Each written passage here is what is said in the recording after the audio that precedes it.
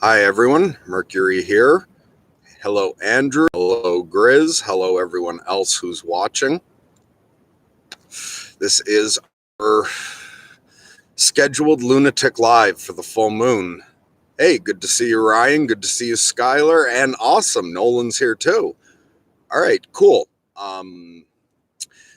So I am going to read something to start with. Other than that, I have nothing planned. So if people want to go ahead and write stuff, I will comment. I'll start answering questions and responding to comments in a few minutes. And I know a lot of people joining later. Yeah, anyway, I wanted to start this off with something interesting for anyone watching this later as well. So this is a book I got when I was 13 or 14. It's called Midnight Graffiti, appropriate for tonight, and it's got a story in it that has been my favorite short story ever since I read it. It's only a page and a half, and I've read this many times over my life and had thought of it recently. I'll get to why I thought of it after recently, but I'm going to start with a story for everyone. So here's your bedtime story for tonight. It's called Salvation Person. So you get the full effect. Every time I say he, him, his, it's all capitalized. It's all capital H's for he, him, and his. So Salvation by Lawrence Person. In Dublin, one almost got away. He was halfway out the door when they caught him, the spikes cast aside, his wounds already healed. It took 5 strong men to hold him to the cross, while the others drove the nails back in. I know how hard it must have been. I had cross-watch duty at our church, St. Luke's, last Friday, when ours awoke, and I had to hammer back the spikes. I'll never forget the look of betrayal on his face, the blood from his crown of thorns trickling down into his accusing eyes. He turned back to wood that way, still facing me. He didn't stop bleeding. We've grown used to all the blood, all of us. When the crisis first started, we had to dump the buckets once a week. Now we have to do it twice a day, and soon we'll be doing it every hour. But the worst time was when he came alive Sunday morning, while Minister Farley was reading from John. It took him almost half an hour to turn back.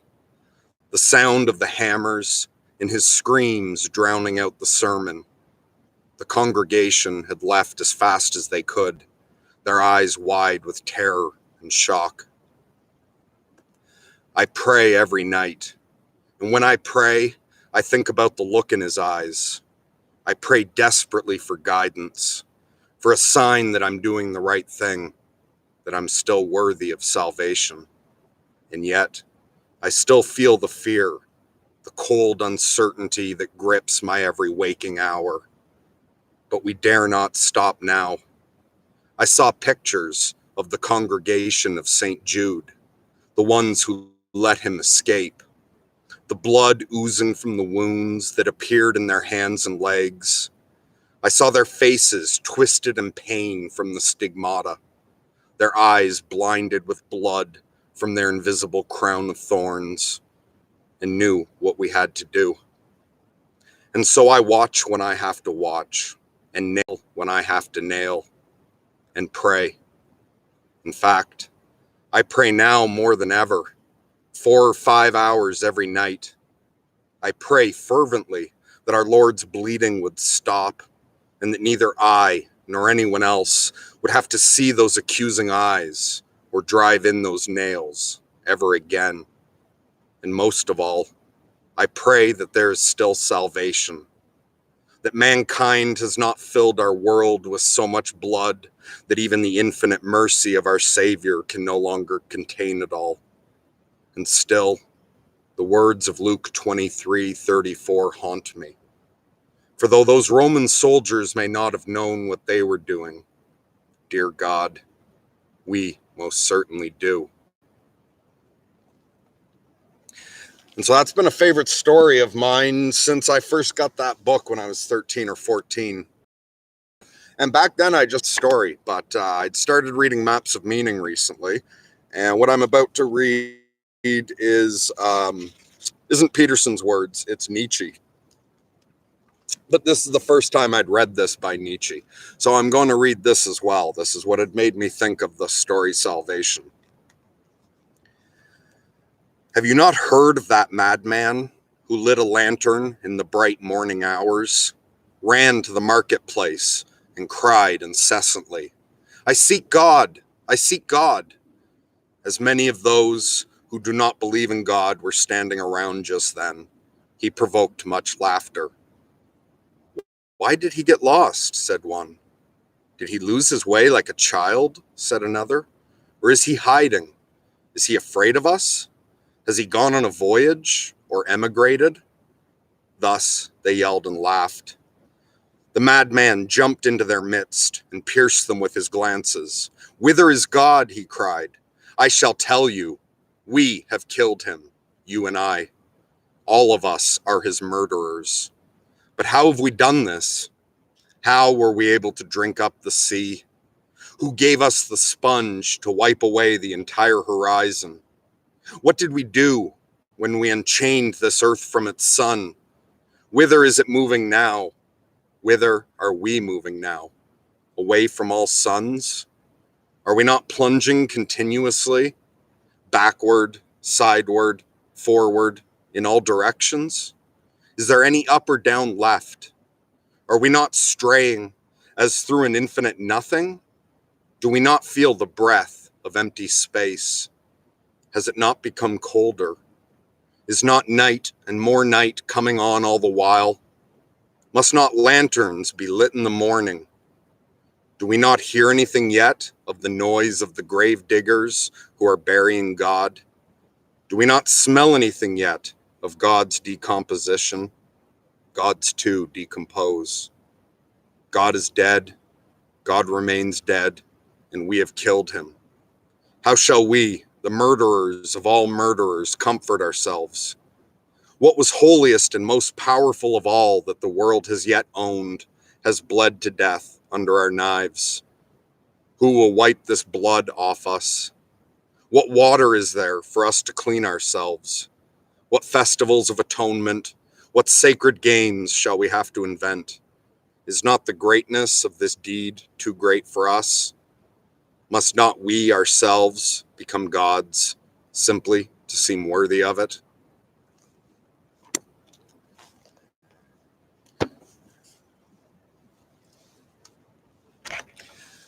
All right, so that was what I had planned to read.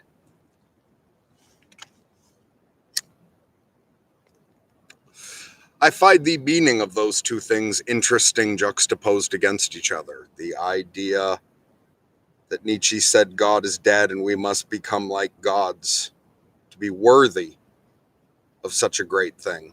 And I thought, compared to that story where everyone's nailing Christ back up instead of taking the wounds on themselves, I think Nietzsche was right that if society isn't going to run with a God running us, then we have to become God ourselves, in the sense that if we're not going to hold something else up as the highest ideal to control ourselves, we need to begin controlling ourselves. We need to begin trying to attain the highest moral we can.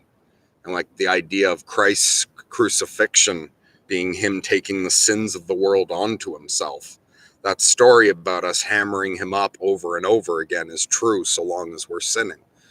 And Christ isn't free to get off the cross till we've stopped. But also I think that's the last step, is when you stop letting Christ bleed for you and you let him off the cross and take the wounds yourself, to take responsibility yourself for what you've done.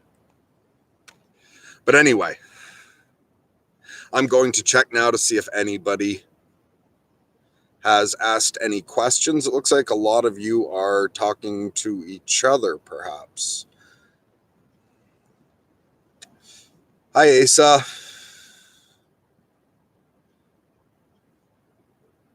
Longstone. Okay, yeah, just lots of hellos.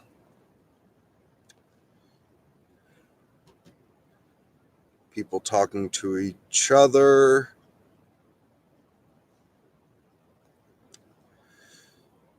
Ryan likes the moon.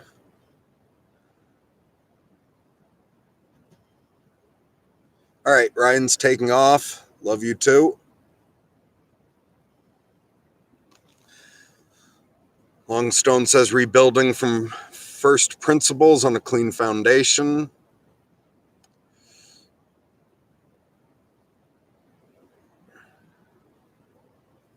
Asa says, what does God think of kratom? I don't know what that is. And Grizz says there'd need to be a heck of a slaughter to get a clean foundation. Hey, Benjels is here. He says, hey, Merc, thanks again for the phone conversation the other day. Much love from Colorado. Much love back to you, Benjels. And did you end up ever checking out the Tom Waits song that I recommended to you, Better Off Without a Wife? Shane says, so the first one about a Christianity that is more about just asking forgiveness as you sin and kind of the morbidity of it. Yeah, it has an interesting level of meaning there. And like when I was 13 or 14, I didn't think of any kind of meaning like that. I read it like a cool horror story of, oh, how freaky would it be if that started happening? But yeah, especially after reading that Nietzsche, I've been looking at that story came to mind again for the first time in a long time, and I saw it in a different light.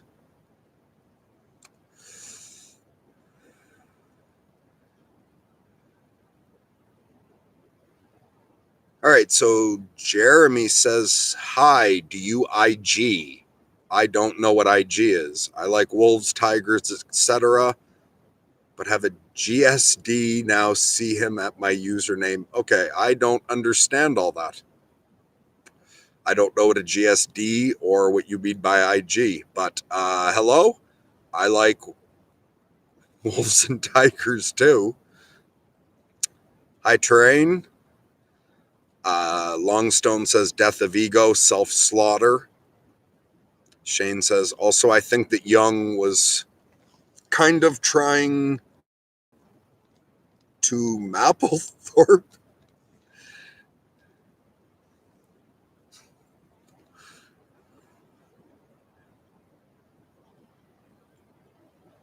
Okay, Benjel says, I did check that song out, and it was a good mix of hilarious and comforting. I also enjoyed that song, Anywhere I Lay My Head by him. Yeah, I love Anywhere I Lay My Head. Like that song I will listen to over and over and over again. But the title of tonight's stream I picked for you, because after I'd recommended Better Off Without a Wife to you, I listened to it, and it has the line, Midnight Howling at the Moon. So it was... be sleeping till the crack of noon, midnight howling at the moon, going out when I want to, and I'm coming home when I please. Don't have to ask permission if I want to go out fishing. Never have to ask for the keys. So, I titled that. That was just for you, Benjels, that I picked that title today. Okay, so Andrew says, I've had kratom many times before. It's like coffee's crazy cousin. Okay, I have no idea what that is. Skylar says that quote elicits such a sweet sorrow. Which quote, the Nietzsche? And Shane says, that was the autocorrect, going to redo the comment and get over the embarrassment. Don't worry whatsoever about typos or autocorrect. Also, I have no idea about like a lot of the abbreviations and shit people use. So sometimes I don't know what's an autocorrect, what's a mistake, or when I'm not understanding internet lingo. And I'm not going to bother being embarrassed about the messages I don't understand. So there's no point in anyone else being embarrassed about anything either.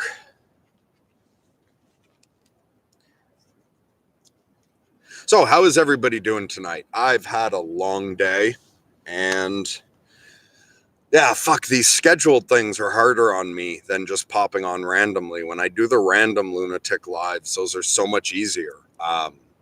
But the schedule just puts pressure on me all day. I'm still not going to give up on that, though. At the moment, like, yeah, just once a week. I'm going to stick with this Lunatic live, scheduled midnights in the full moon, because I want to push myself and see if I can get comfortable with this. But so far, one of the worst things about doing the channel, like the hardest on me, is the scheduled talks. It puts a lot of pressure on me. Both the scheduled calls, especially coming on live. These Lunatic lives have been the most stressful because I'm coming on by myself. There's no one else I don't have Ryan or anyone else to talk to. So if I run out of shit to say, it's just silence. And yeah, it's a lot of stress on me to come to these, but I'm going to stick with it and see if I can get comfortable with it. The last few Lunatic lives I did, though, were fun. There's no stress when I just spontaneously feel like doing it and pop on. Benjel says, also watch Psychology of Solitude video you recommended and enjoyed it. Good, I'm glad you enjoyed it. And for anyone else, fantastic video by a fantastic YouTube channel, Academy of Ideas. They have a video called The Psychology of Solitude, which is just a fantastic video. So I recommend that to anyone watching this. So Skylar says, it became sweet after coming closer to a recognition of love's creation. I like that sentence.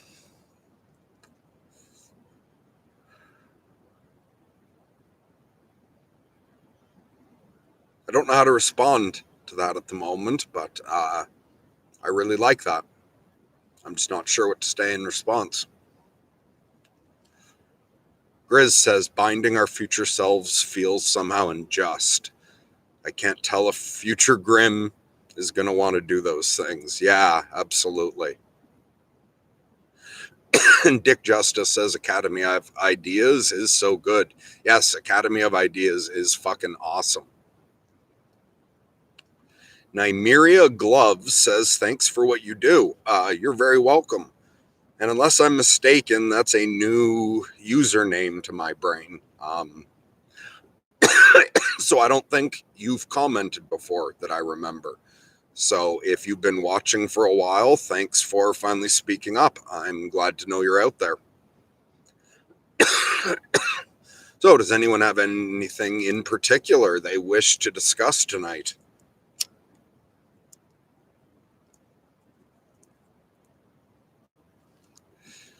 Grizz says, is doing the channel still keeping the manic energy lower? I would say overall the stress of it is, yeah. Although I've gotten more mania since like that last time I'd commented, like significantly more. But it seems like maybe overall the stress of the channel is keeping my mania somewhat lower than usual. Actually, no, we're almost, yeah, it's June 17th. We're almost at June 21st. That's when the days are the longest here. So yeah, I'm usually much more manic this time of year. Because here where I am in Quebec, we get a significant shift in daylight. Like in around December 21st, when the days are the shortest, the sun goes down like just after 4. And today, the sun didn't go down until almost 10 o'clock. So yeah, I would usually be more manic than I've been lately. So I'm not saying I haven't been having mania. I'm slightly manic right now. I'm sort of a weird mix of overtired, sort of overstressed from kind of stressing about this all day. Plus, we had a Father's Day dinner over at my parents' farm.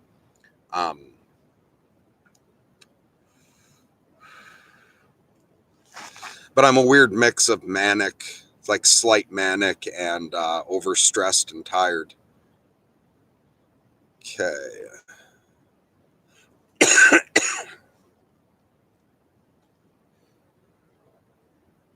Who knows if there's a response? Okay. Longstone says, regarding God is dead, we must resurrection.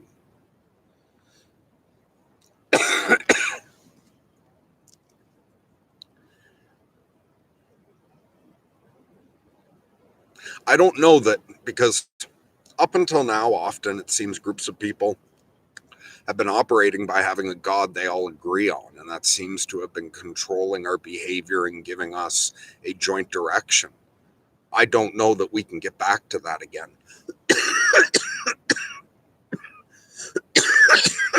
I think if you look at what Sam Harris is doing, Sam Harris is stepping up to the task of being God himself. He's trying to use rational, logical thought to replace God. And I can't see the people who are inclined to do so stopping. I think I agree with Nietzsche that we have to become gods, in like, and not in the sense of like to become blasphemous, but even within Christianity, the idea is to follow the example of Christ and then eventually to become a part of the body of Christ. So even there, the goal is to become God. I think maybe we've got to grow up and start living up to the shit that we all know we should be doing. It seems to me like in a lot of the ways, humanity throughout the Bible, like ages, at the very beginning in the Old Testament, everything's very, you shall not this and you shall not that, and you listen to me, and there's all these punishments. It's much more the way you treat a toddler or like a small kid. And then Christ got more about, do as you would do unto others, and giving more foundational ways of interacting, more the way you are with a teenager, where you're letting the person figure out how to apply these more basic rules rather than lists and lists of exactly how to do everything.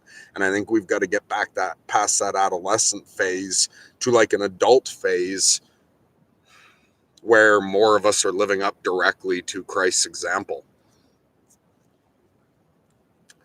Just the dishonesty is ridiculous.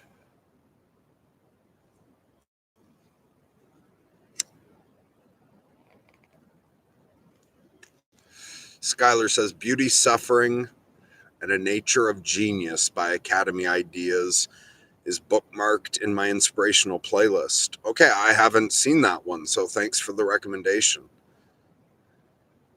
Does the stress reduce once you start streaming? Yes, it does. I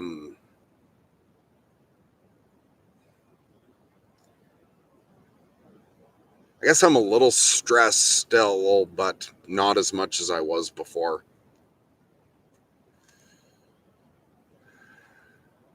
Andrew says, when did you first start listening to Manly P. Hall? How did you find his work? So I first started listening to Manly P. Hall lectures 4 or 5 years ago, I think. Yeah, I think I discovered Manly P. Hall right around when I moved into this house. So 4 or 5 years ago, and I think I was looking up stuff about alchemy when I came across him. And then it was before I was practicing magic, and so I was looking into alchemy, and I was taking everything more from a spiritual and prayer type way of interacting, as opposed to thinking of it as magic.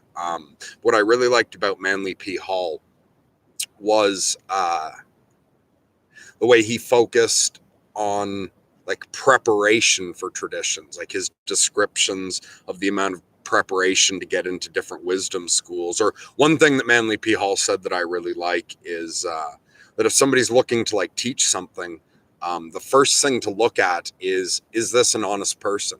Is this a good person? Does what they say they know make them better? And I think like that ties into a lot of the things Peterson says as well. Like, what good is something? Have you really learned something, and what good is it if it doesn't improve you? So if somebody's going around preaching something, and especially like if you knew them before and after they discovered whatever great thing it is, has it made them a better person, or do they just enjoy reciting it? But I really liked Manly P. Hall's ideas on that. Also, I love his video on something like occult magic and secret occult powers and why we shouldn't use them. Even though I practice magic, I agree with just about everything Manly P. Hall says in that video. And yeah, black magic in the sense of like malevolent magic, or just what he says. And the way to respond to a curse is not to curse the other person, it's to bless them. If you're going to do magic, you should be doing your magic just to be doing blessings. And you shouldn't be going to magic for control over other people, for sex, for money, to get things an easy way. You shouldn't be going to magic for things you can do for yourself. Magic should be about blessings, and magic should be about self-improvement and putting yourself in line with God's will. That's all some of the stuff that I really enjoyed.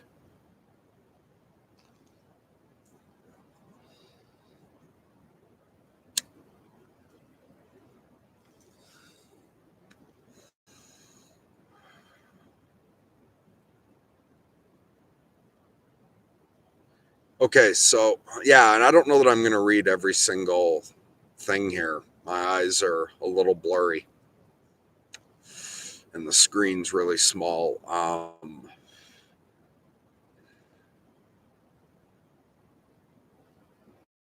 Okay, so Skylar says Terence McKenna coined the term, I think, resacralization. I've been really liking that term. Okay, so I've listened to some Terence McKenna. He's fantastic. I don't know that word, resacralization. It really captures some of the experiential qualia of bipolar Merc. Okay, interesting. I will check that out. Or I will completely forget about this and not check it out. So that wasn't quite a promise. I intend to check it out, but my mind's a little bit all over the place, and I may not ever rewatch any of this because I don't like watching myself, so I might forget about it. But I'm definitely interested to look into that, so ask me about that again sometime. And either I'll have looked it up and I can respond, or I will take that as a reminder and maybe check it out next time. And so Longstone says, if you like Manly P. Hall, dig into Alice Bailey. That name is ringing a bell, but I can't place it. I think the name Alice Bailey's familiar, but I'm not sure. But okay, I intend to check that out as well. I don't know if I will remember to, but maybe I'll remember to come back through these messages since people are suggesting things. So Dick Justice says, I've got to get some sleep. Good night, everyone. I'll watch the rest of the stream when it's uploaded. Good night, Dick. Thanks for joining us. I hope you have a pleasant journey through the dreamlands tonight, my friend.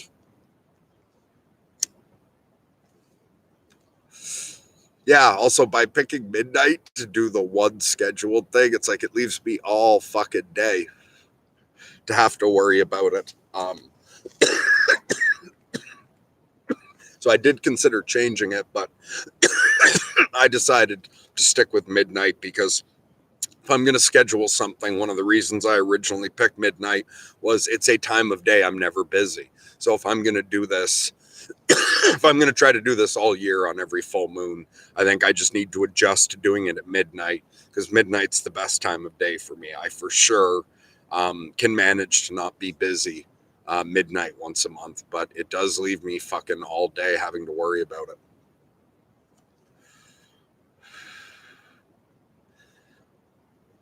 So Nolan says, are there any poems or poets you enjoy reading? I really like Charles Bukowski, and maybe I'll start Tick live by reading some of my favorite Charles Bukowski. So I'm not huge on poetry. I really like some poetry. Certain poems I love. Overall, I'm not that big on poetry, but I do like Charles Bukowski, and there's a couple others that are not coming to mind at the moment. What about you, Nolan? What do you have any poets you would recommend to me? Is there anyone you think I would particularly enjoy? Also, has your website actually gone up now? I do remember we got an email, an update about your website.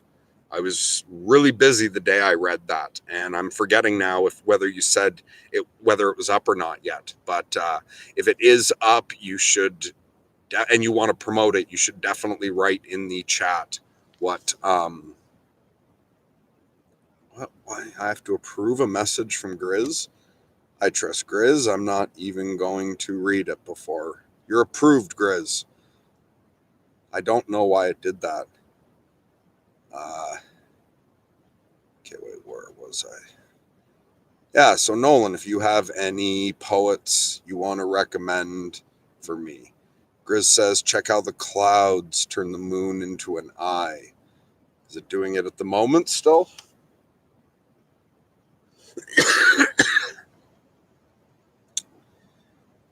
And how many other people can see the moon tonight from where they are? Okay, Benjels is asking if I have any recommendations on where to start with Manly P. Hall's writings. I'm not sure about that. I have not picked up one of his books yet. I've listened to tons and tons and tons of his lectures. There's a lot of audio on YouTube. So I've been listening to those, but I haven't picked up any of his books yet.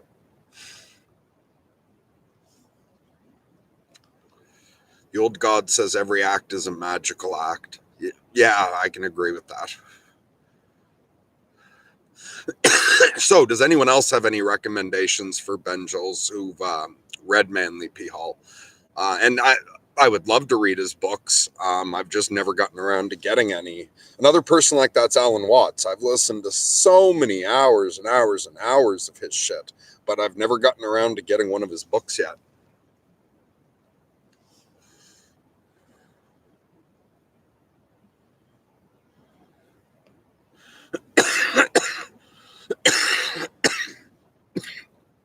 So Skylar says, haha, no worries. The Academy of Ideas is linked to the bipolar bit.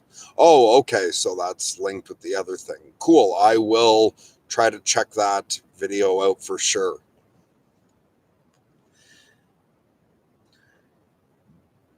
Danny Rumiko? I'm just going to call you Dan. I always look forward to Lunatic Live. Thank you so much for being here with us. I've been watching Sorting Myself Out since shortly after Andrew started it, and I'm very grateful for all of you here.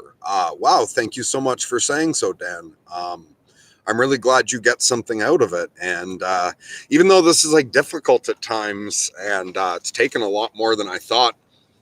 I remember when we first talked about taking over the channel with Andrew and Ryan, we were talking about like, oh, maybe if we aim to put out one video a week, but Andrew was saying, even if you just put out one video a month, that's plenty though. So I did not realize it was going to take over my life to the degree I did when I signed up for this. And it's been a lot. I've been really pushing myself out of my comfort zone, but it has been more than worth it. I really am honored to have the opportunity to help people. I'm just really deeply touched. Some people have opened up to us. And I think it's fantastic that I can help. I really do think the world's in a precarious position and that we really are at the end of the world, whatever that means. Things aren't going to keep going the way they're going forever. There's going to be dramatic change coming. Change dramatic enough that for all intents and purposes, whether humanity continues or not, we're at the end of the world. And it's nice to be able to do something that is just good, that is just helpful. And And it's just really worth it.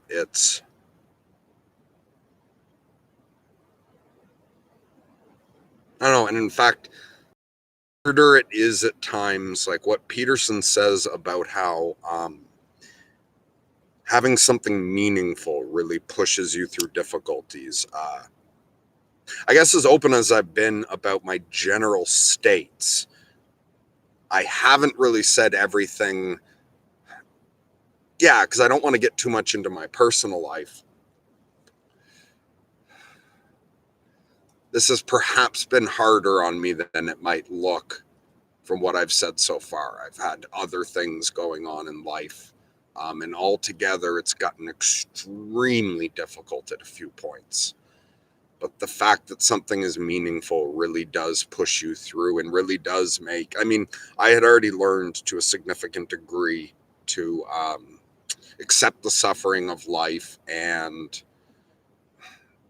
my life was already meaning driven before doing this. Like Peterson didn't teach me that whole thing about meaning being the antidote to suffering.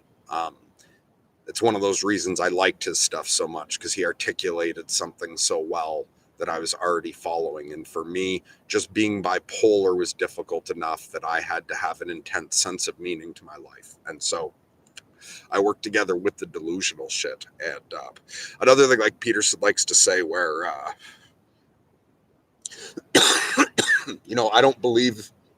don't like to say I believe in God. I act as though God exists. And what he said more recently, I wish I'd paid full attention when he did his video on the "Do you believe in God?" I was doing something else at the same time, but he started like listing off these things. Like, if you say you believe in God, does that mean you this? Does that mean you that? And I found, actually, I think I'll just do a response video to that on its own at some point, because for all of that, I thought the answer was fairly obvious. And I thought, yeah, like that's the idea, is if you believe in God, you will do your best to behave that way. And so with all those things he rattled off, do you this, do you that, it's not like I would just say yes, yes, yes, yes, as if I'm doing it perfectly, but I would say, yes, I am trying to do that. Yes, I am trying to learn how to do that. Yes.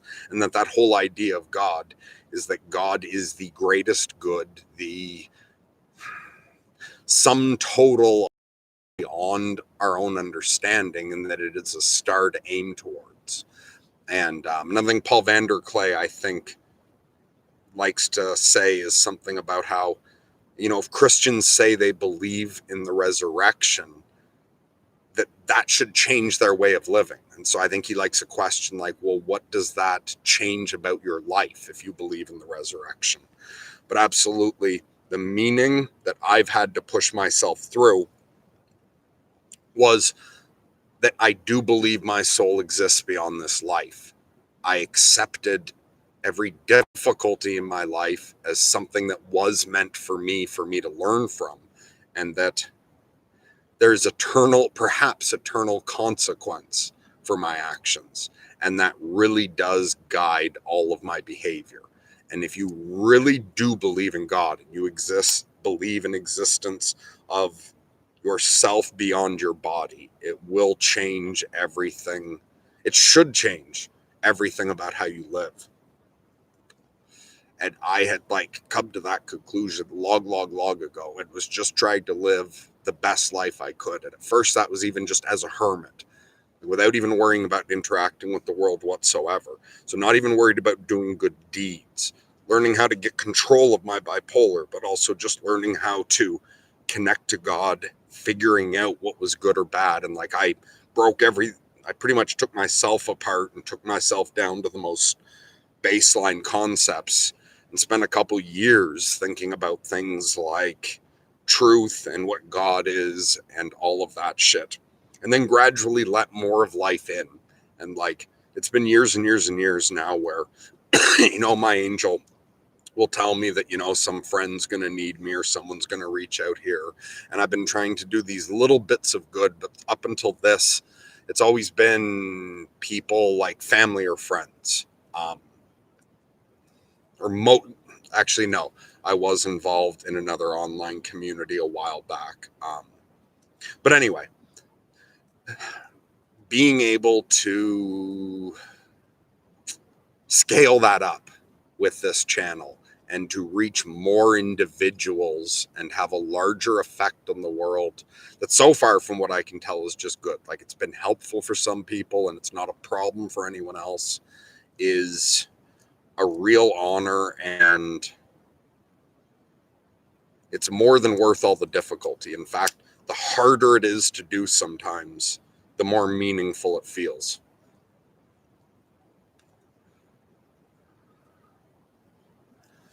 Okay, I have no idea why I started rambling all that. Oh, maybe from Dan expressing gratitude. All right, anyway, Skylar says, resetting experience of the individual, a restructuring of mythos, in a transitional period of religious belief in the common area. Very interesting.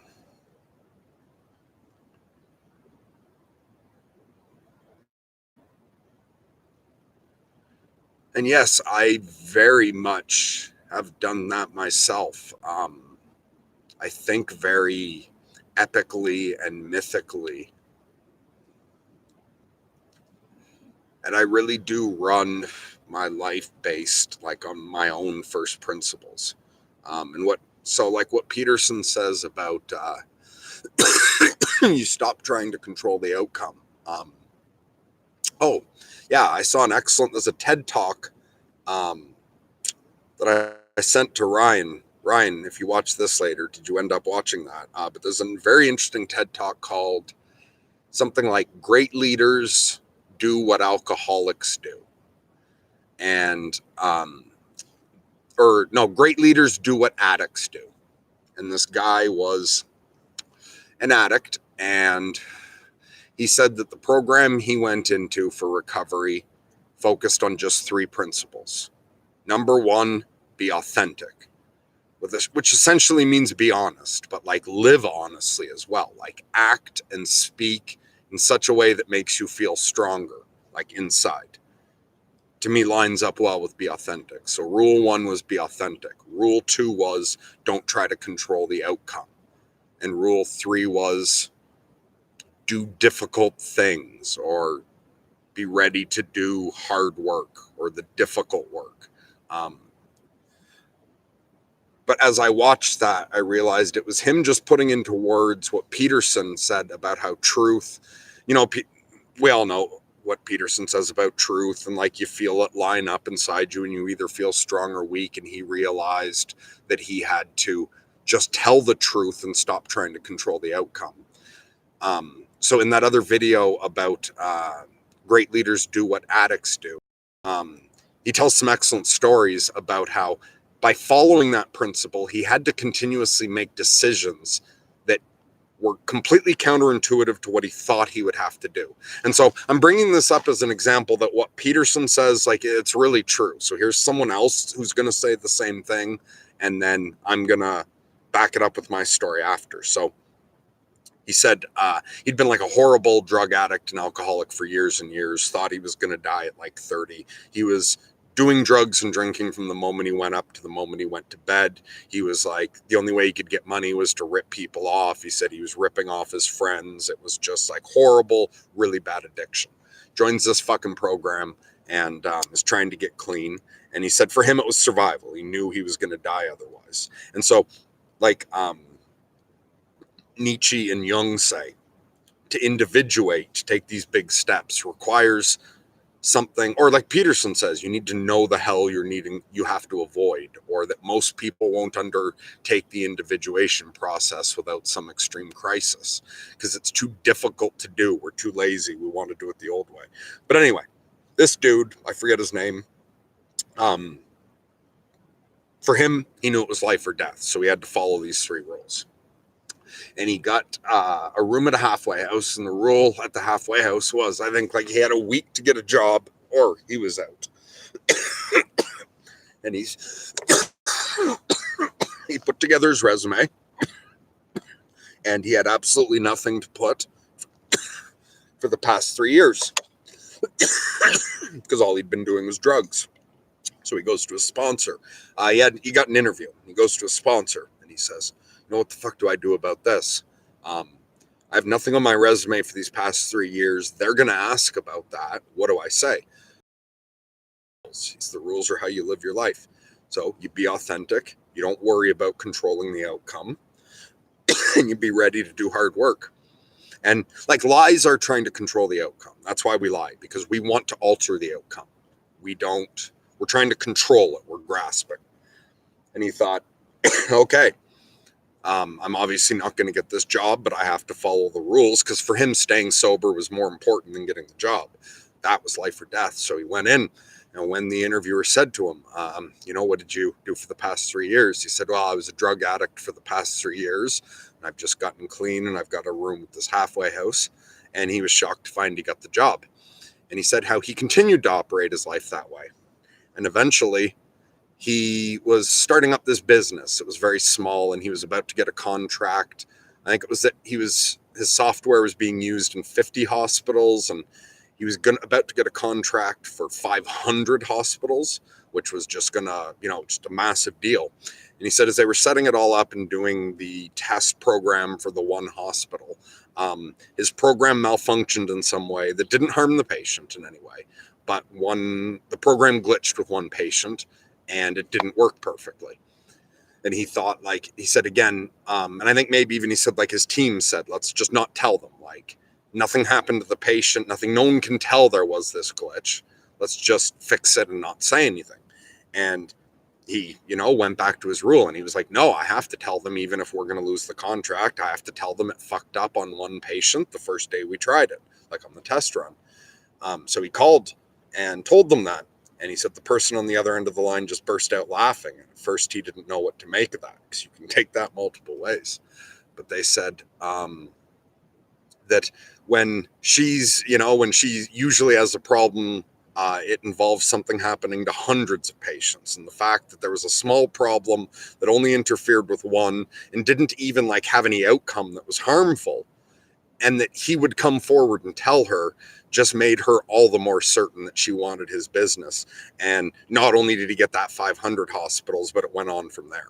So you can check out that video and see how every time you come up to it where telling the truth seems like the wrong thing to do, when you do live your life that way, of you stop deciding whether to tell the truth or not, and you just live authentically, or tell the truth, or say what makes you feel stronger rather than weaker. And to do that, you have to give up on the outcome. Because, just because. But I find it is just fucking endless how much you can go on about how that changes your life, how it changes, even before things start improving and things start happening in your life, the psychological and spiritual effects are really profound once you've done it for a couple years.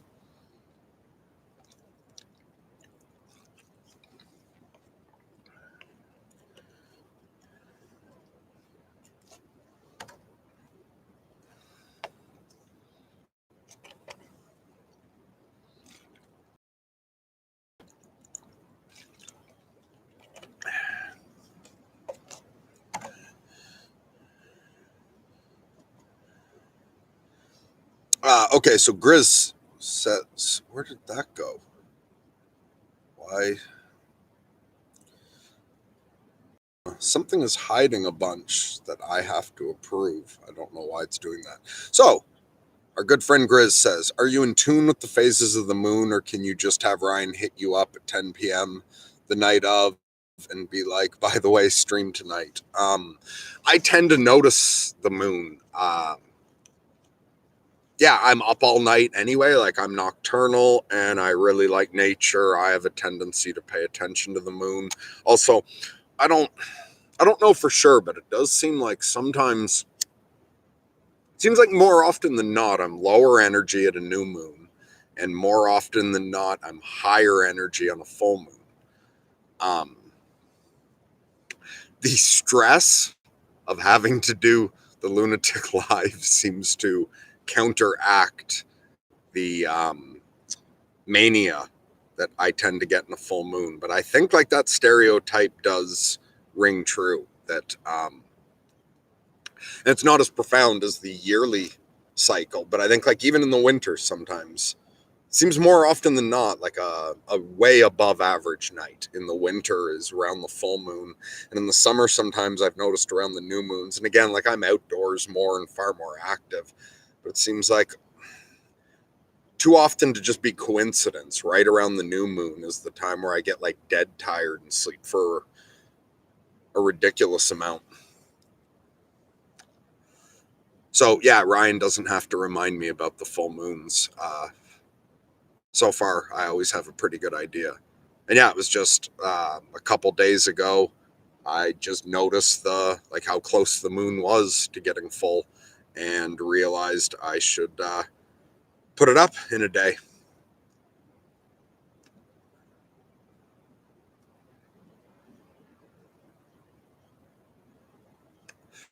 Okay, so Skylar says if every happened with an poem, that would be fantastic.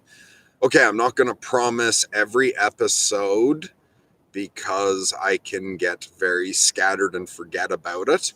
And I don't like to break promises, but I will try to do that more often. Start by reading a little something.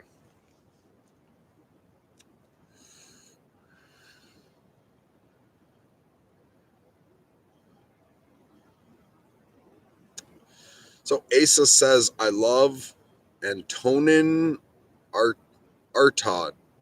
I'm not sure who that is. I sage my room. Hopefully it staves off the insanity. I hope that works for you as well.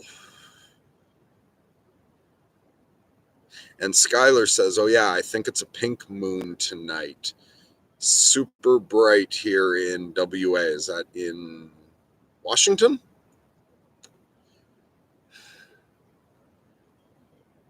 Yeah, I think this is a pink moon or a strawberry moon.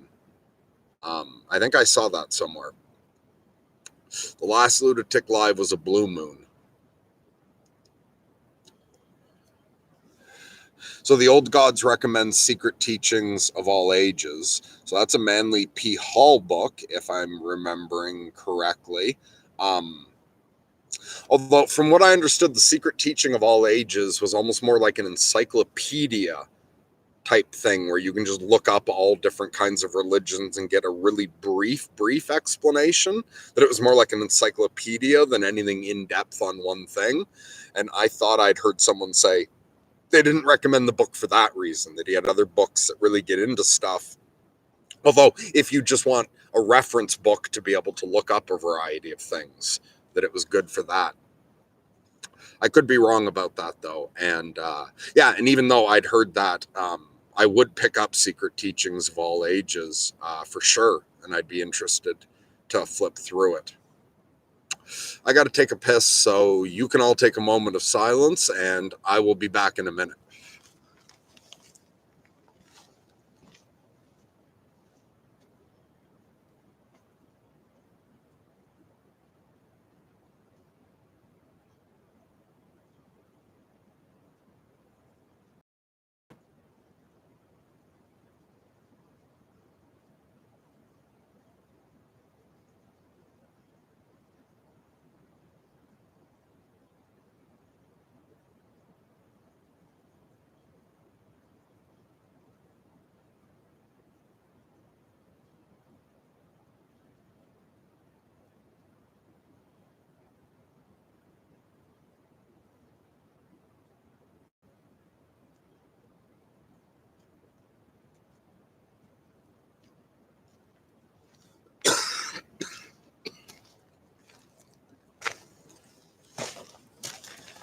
I'm back. How was your moment of silence? One thing I have noticed, a point where my stops sometimes doing calls, um, is after the piss break. We've done a few like audience talks, where we'd like go for about an hour, and then everyone still had more time, so we take a piss break, come back, and keep going. And I found those are often some of the parts of the conversation I enjoy the most. So part of that, I think, sometimes is, especially like with the audience things, once we've got 1 hour done, like that's enough for a podcast. There's no more pressure. Also, you feel better after taking the piss. And it's that little break from it. It's like, okay, the first hour went fine. You take that, you have that moment of quiet to yourself, then you come sit back down and start again. I found it easier to be more relaxed. But also, I was listening to Peterson's talk with Joe Rogan today. And Rogan brought up that often the best part of a 3-hour conversation is the last hour. And so aside from that little break and knowing that you have the beginning part having gone well, I do find that with long podcasts and long discussions, often it's after the first or second hour that they really get going.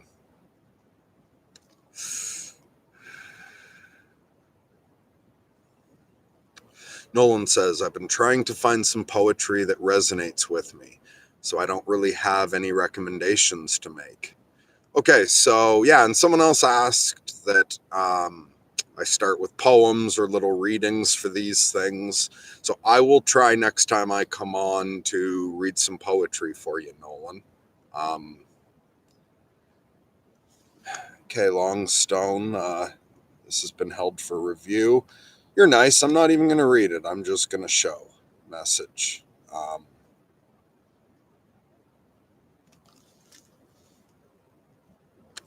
I do have one poem I wrote a long time ago that I might know by memory. I know I shared it with you, Nolan. But if, yeah, I'll see if I can recite a poem I wrote a long time ago from memory. So it's called Call Me a Fool. Call me a fool. Better that than general. Ridicule me, my king, but spare me your respect. Expect of me jesting and juggling, stumbling and stammering. Look to me not for braying and brawling, slaying and slaughtering. Make a mockery of this mere minor madman, and march those most mighty magistrates off to your wars. Let them slake their thirst for glory on the blood of your foes, and leave me to get barmy with all the beggars and whores. Yeah, I think I got that entire thing right. So that's a poem I wrote. And Nolan says his website is up now. So the website is nolanwatson.org. So everyone go check that out. And if you have feedback for him, you can leave it in the comments here if anyone wants to check out the poetry Nolan posted. And anyone else who doesn't know who Nolan is, we've done 2 podcasts with Nolan so far. He was the first audience member to write in. So the first one's really old, and then the other one's the one where we talked about the Joker. And and the person who liked my reading, I read a bunch out of a Killing Joke in that. So if you like having me read you stories, go check out the last talk with Nolan. It's called One Bad Day Is All That Separates You from Insanity. And Nolan, both our podcasts with him are well worth checking out, and definitely check out his poems. I really like Nihilistic Cathedral, and I forget the name of the other one, but it's not called Empty Table. Nothing Left on the Table. I wrote that. Yeah, I liked his work. I like Nolan's work a lot, so everyone go check it out. So Skylar says you can see Jupiter off the moon at 8 o'clock. There is too much cloud for me to see that right now. I assume you mean 8 o'clock as in the direction. Okay, I'm going to try to look later. No, I didn't want a cigarette. I was wanting the rest of this joint. Huh. This moment suddenly feels really surreal, just talking out loud to myself like that, live on YouTube with people watching. I'm very surprised I adapted quickly, or as much as you told me a couple years ago I was doing this. I'd be doing this, I wouldn't have believed it. Nolan says, if people are interested about checking out nolanwatson.org. His poetry's excellent. Everyone go check it out. Well, unless you don't like poetry. Asa says, entering the age of aquariums soon. Now, is that some sort of pun, or is that supposed to be Aquarius? So, Nymeria Glove says, trying to figure out what to think about the future is very hard. I absolutely agree with you on that. And after I went mad, I got really pulled down a lot of rabbit holes, conspiracy theories, and concern about the end of the world in all kinds of different ways. And both of my total psychotic breaks were entirely wrapped around the end of the world. Like my delusion was, my first one was much, much more biblical. I was raised Catholic, and my first psychotic break was just feeling in touch with Saint Michael, with Christ, with Mary Magdalene in particular, and believing that revelation was gonna happen, and like all kinds of like messianic delusions. And then my second psychotic break was also about the end of the world, but much more new agey and 2012, because it was in 2009. And that one went intense, where like to me, I experienced the end of the world. I thought at one point the world had already disappeared. And that I was needing to get through into the new dimension. Like the world was, raising dimension, going to the fifth dimension or some, that 2012 shit. And that it was like this reality was destroyed. And then I had to move through to the new world. And I felt trapped in like this limbo for a couple days.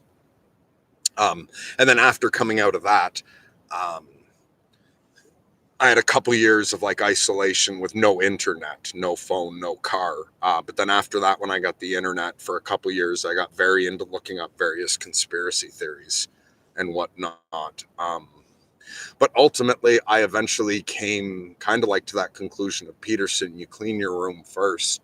And at a certain point, I just sort of threw up my hands and was like, this is all worrying about humanity and the direction of the world and the future is, as much as I was already during that time doing a lot of self-work, I realized that other stuff was still a distraction from that.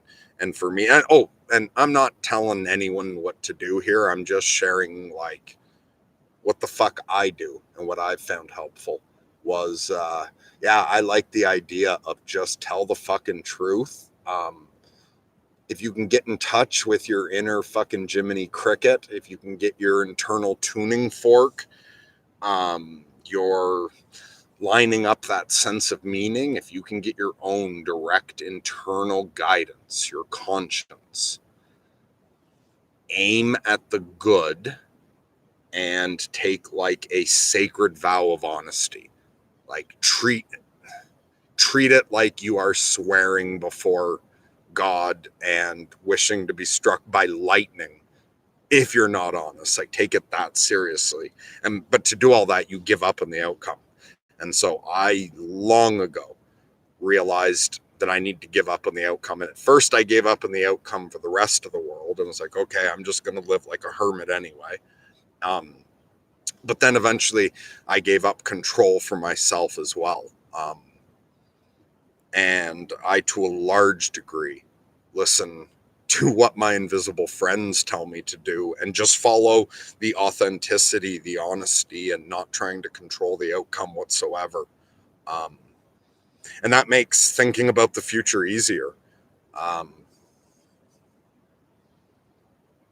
Even when we started this channel, I didn't try to control the outcome at all. Like Ryan was planning things, often, and like planning and changing plans, and I would help discuss plans with him. But right from the beginning, I told him that my goal was to just like to follow this sort of path, and that if what is good for the world is that we tank this channel, and it's just that for some reason it's best for Andrew, me, Ryan, and the audience if the channel just fails, and we all move on to different things. My magic that I did before this channel was that it would be good with a capital G, meaning like God, your will, not mine, and fully accepting that if that means that what I really need to do is to try to do the channel and fail horribly in it, that will be embarrassing and painful, I accepted. Like I said, that was what I want if it's the highest good. And I was even open with Ryan that that was the attitude I was taking with this. And I was never sure what it was going to be. And anytime Ryan's come to me with an idea of let's try this kind of video, I've always behind trying anything he wants to do. If it's authentic and honest, and he wants to try it, I'm up for it, because right from the beginning, I have not been trying to control what this would be. I'm just trying to be authentic and do the best I can and see what happens. And to a large degree, I feel like this is taking shape on its own.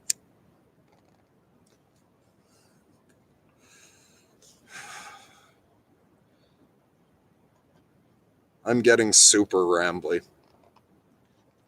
I took my sleeping pills before I started because otherwise it's going to be too late by the time I take them for them to kick in right, which is making me even more flighty.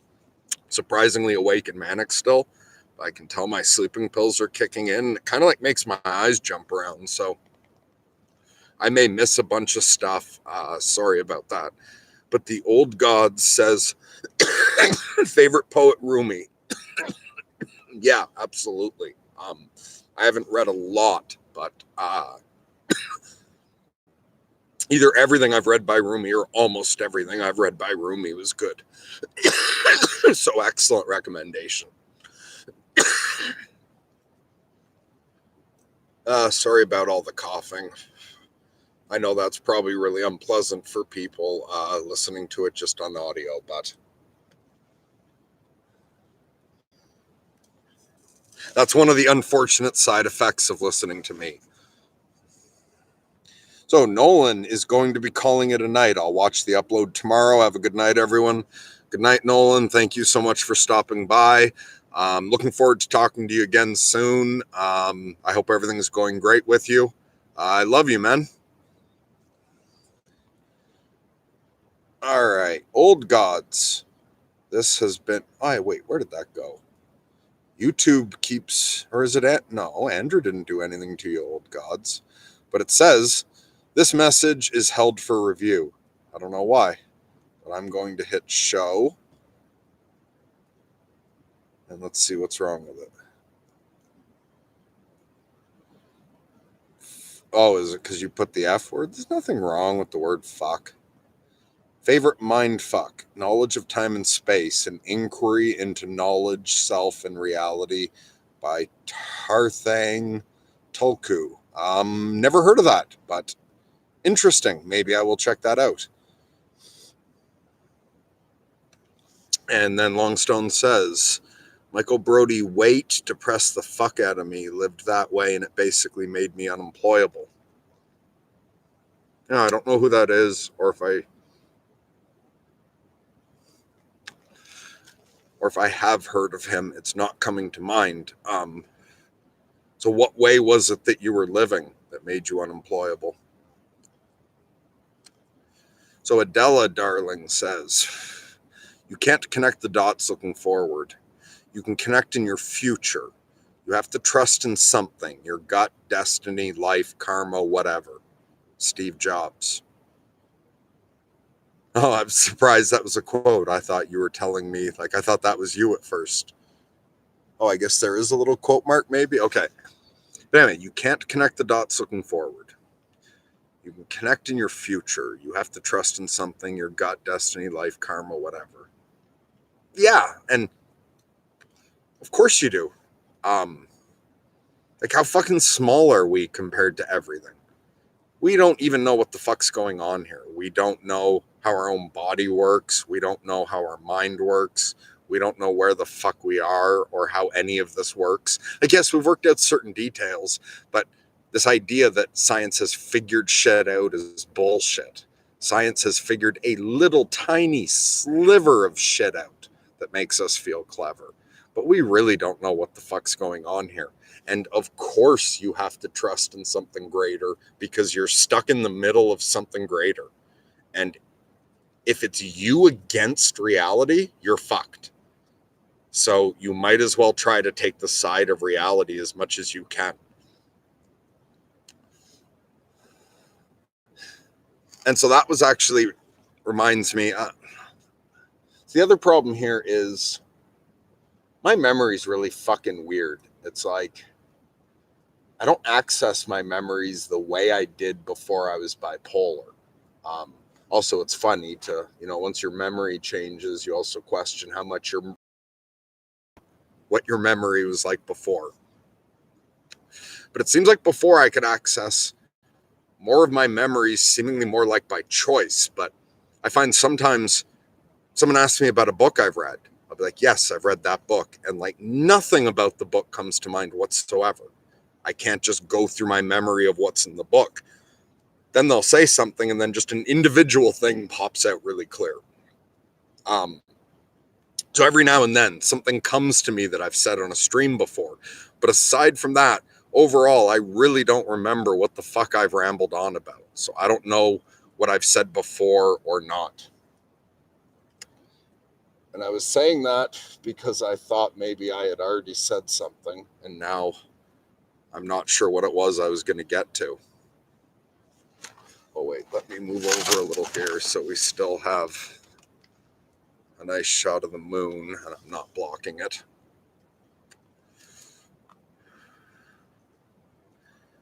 But yeah, really, you have to trust in something bigger. Oh, okay. And so I can't say enough how life-changing for me, like taking a sacred vow of honesty and stopping trying to control the outcome is.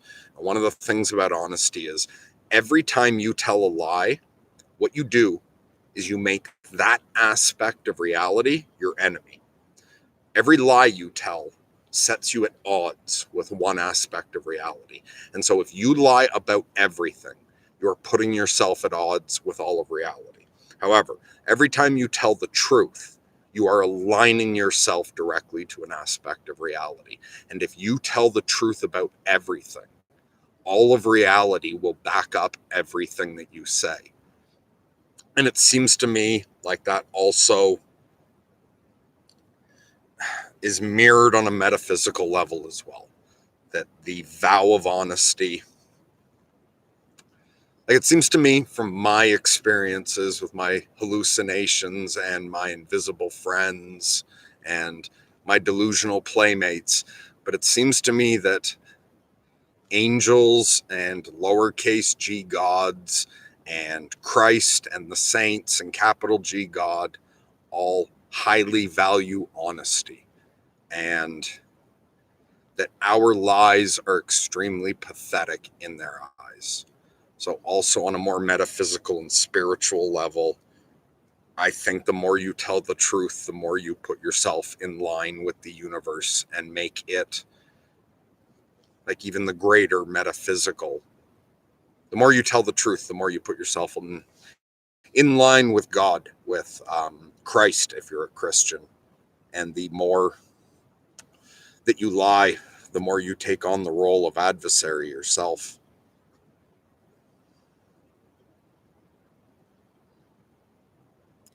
Grizz says, my last couple videos might have irritated the censors. Sorry.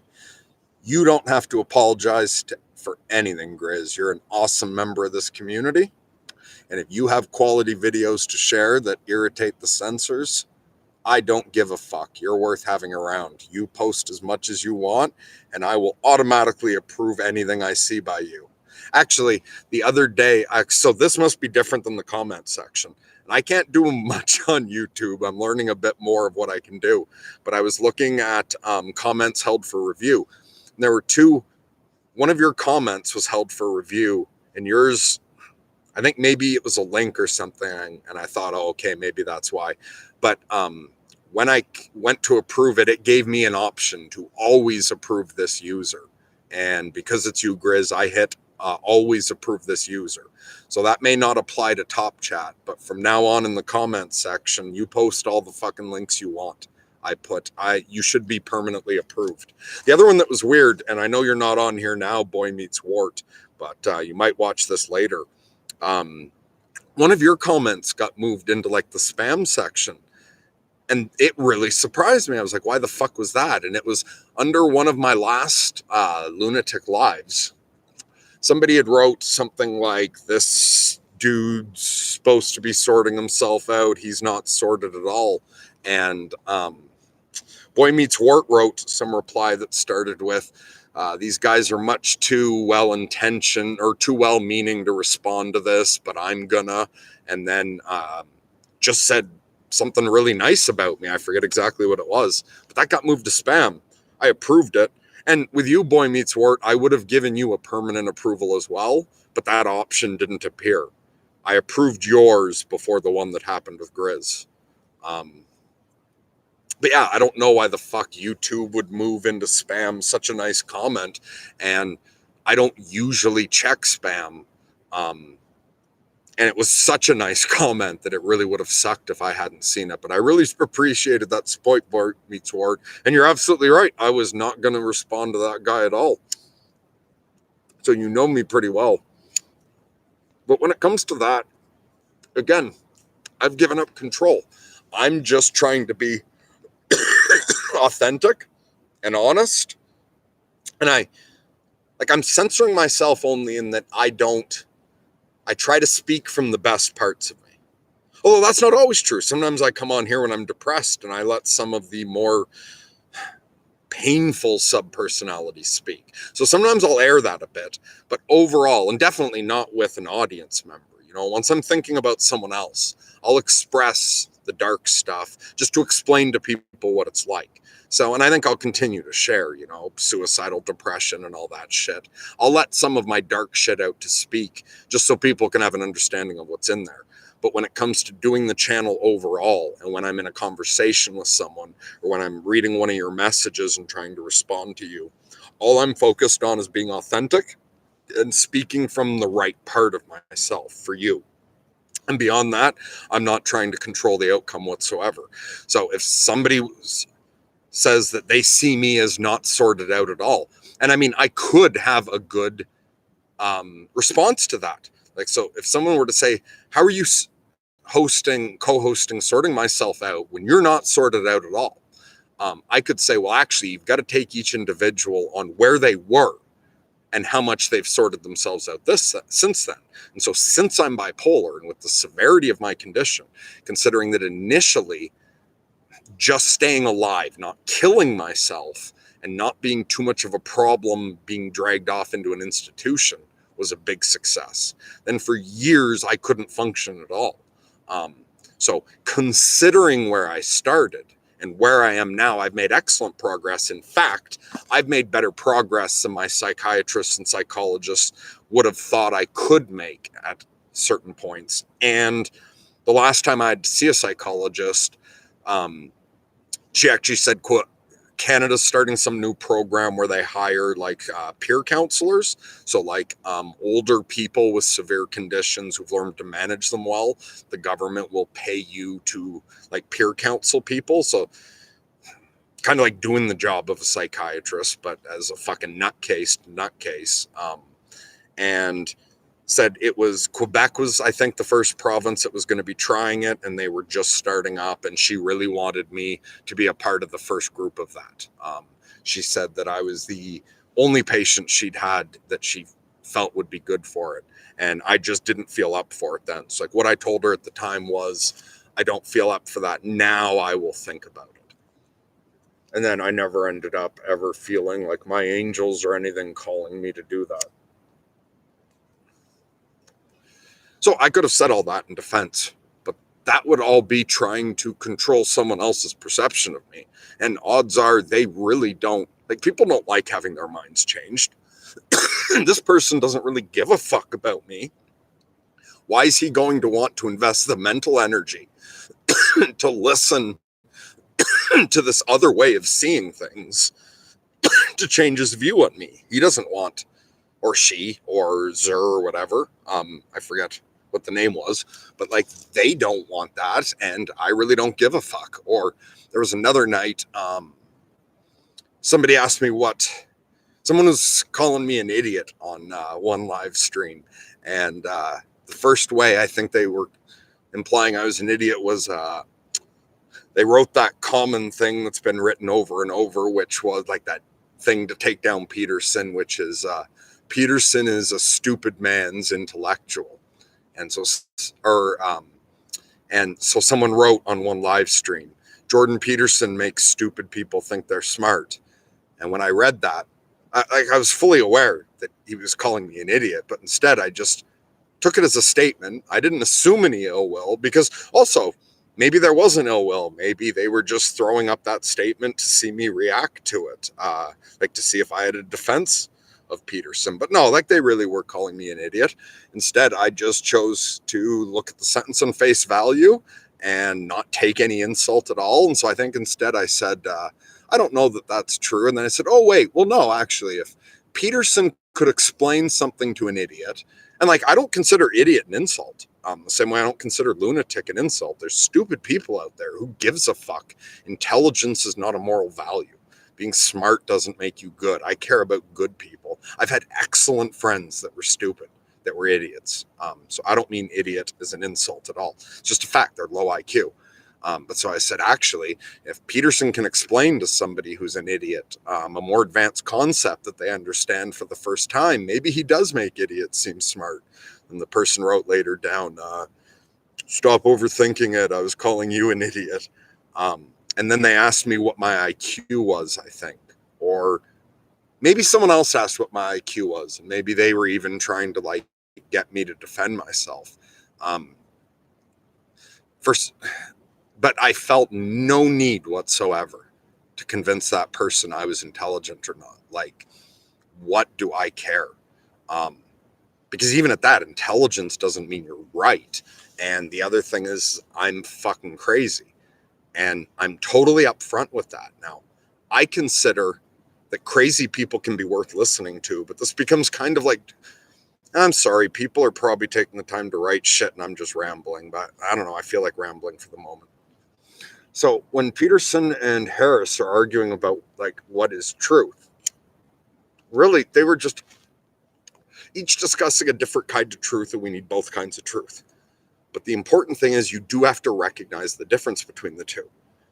So mythical truths are not scientific truths. So we don't make our scientific decisions based on that. We don't start assuming that all the dinosaur bones are there to test our faith and that the world is 6,000 years old. But then on the other hand, a scientific truth is not like the mythical, metaphysical truth. I believe there's truth in insanity. Like, and look at all the mad geniuses who have contributed things that have come from their delusions. Some of the insight of the insane ties into the spiritual and the mythical and the artistic, and there can be truth in that. But it's a different kind of truth, and it's not one everyone is interested in. So that's why I'm very, very open about being a lunatic. And it's like, hey, if you're not interested in truth that is informed by delusion, I actually don't judge that. I can respect that. If you don't want insight that comes from delusions and hallucinations and spiritual and magical experiences, then you probably don't want to listen to me. However, some people are interested in that kind of thing and in discussing how it ties in, like where it does mirror something scientific and where it doesn't. So, but I'm not trying to control what anyone else thinks. Like, if someone wants to say you are not worth listening to, then in fact, I would agree with them. Like, they are obviously the type of person that gets nothing out of listening to me. So for them, I would say I'm not worth listening to. But I've given up total control over how people see me. And I'm still having trouble, I think, figuring out exactly how people see me. At first, I was very prepared that people might be watching me out of a sort of reality television sense, and that people might sort of be having fun laughing at me. But unless I'm missing it, I don't think there's much of that, or at least those people aren't saying so much.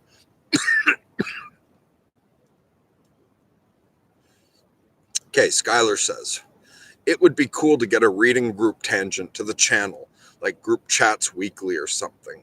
It could be fun for Merc and Ryan too. Okay, this in the Rogan Peterson thing, Peterson talked about, I think it's called ThinkSpot, but don't quote me on that. So Peterson's got a new platform coming out, and it sounds like it's going to be awesome. It's going to be made in such a way that you can post videos, but also you can put up books, and like public domain books will be there. But you can add annotations, and it's going to be built so that anything on the site, anyone can take 30-second clips and then add their own commentary and ways of like, but anyway, it's designed for that kind of thing, to create a whole, like everything me and Ryan have been talking about wanting to try to expand into and adding Discord and everything. It sounds like ThinkSpot's going to be excellent for that, because we can combine text, video chats, putting up videos. People can add, like, can make responses and connect them to our videos. And apparently we could get far more interactive if we get approved for that. So Peterson, I think, is being careful about who he approves for it initially. But Ryan does have us on the waiting list.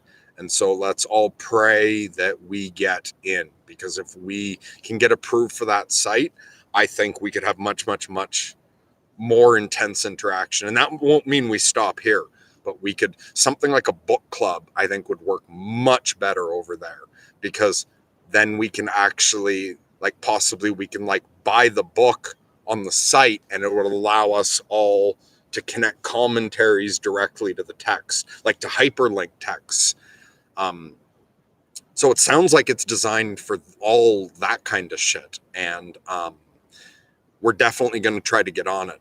Aside from, but even if we don't get onto that, yeah, kind of a book club type thing would be great.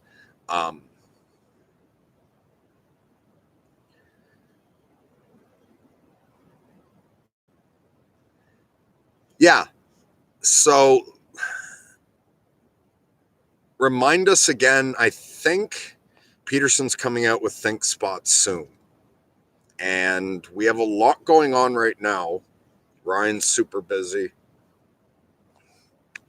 Remind us of that again when ThinkSpot comes out. If we get a slot on ThinkSpot, and we will definitely start that there. I would love to do the book Jerusalem by Alan Moore. If anyone else was interested in going through and discussing that, oh, it's amazing. And so sometime I'll read little bits from Jerusalem at the beginning of some streams, perhaps.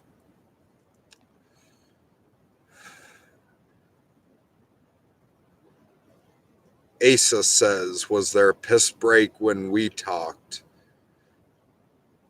Yes.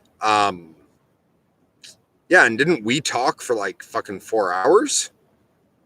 We either had one or two.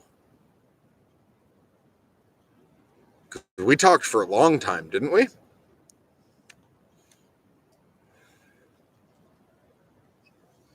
Actually, now that I brought up Jerusalem, I like want to run into the house and read you guys part of Jerusalem. It is so good. It would make a great little bedtime story for the end of the stream, if anyone's still.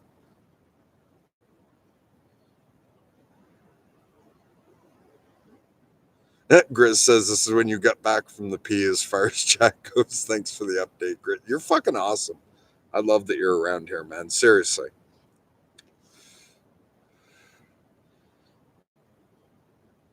All right. Shane says, that's amazing stuff on true authenticity. I got to go, but I think that'd be a good discussion about different ideas of authenticity. I got to get sleep. Night, guys. Night, Shane. Thanks for joining us.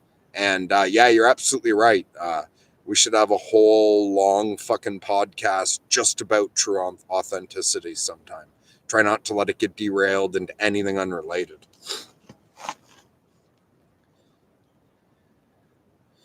Grizz says, great poem, Merc. Bonus points for using the word slake. Thank you. Did I get my K on a triple letter score? Because then it would be really good. K is a higher scoring one in Scrabble. Yeah, I'm glad you like that, Grizz.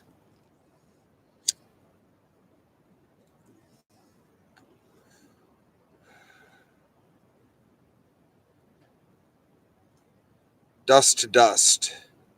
His vision from the constantly passing bars has grown so wary that it cannot hold anything else. It seems to him there are 1,000 bars, and behind the bars, no world. As he paces in cramped circles over and over, the moment of his powerful, soft strides is like a ritual dance around a center in which a mighty will stands paralyzed. Only at times the curtain of the pulpits lifts quietly, an image enters in, rushes down through the tensed, arrested muscles, plunges into the heart, and is gone. The Panther. I wonder, has Ryan ever thought of setting up a Discord? Okay, so what was all that you just wrote? I loved that. Yeah, Ryan's been talking to Grizz about setting up a Discord. Neither me or Ryan knew what it was before. I still barely know what it is. But Ryan is looking into setting up a Discord. Although, once I heard, because today was the first time I heard Peterson talk about ThinkSpot. When I heard that, I thought, like, that sounds like a much better site to be doing more audience interaction. Like, it seemed like he was going to have that set up to just allow so much more interaction where you guys could also record responses to things and like connect them to our videos and shit. So it seems like you guys could get even more interactive over there. And I do know it's going to be like a subscription service. I'll have to talk to it. Fuck, maybe I shouldn't say this.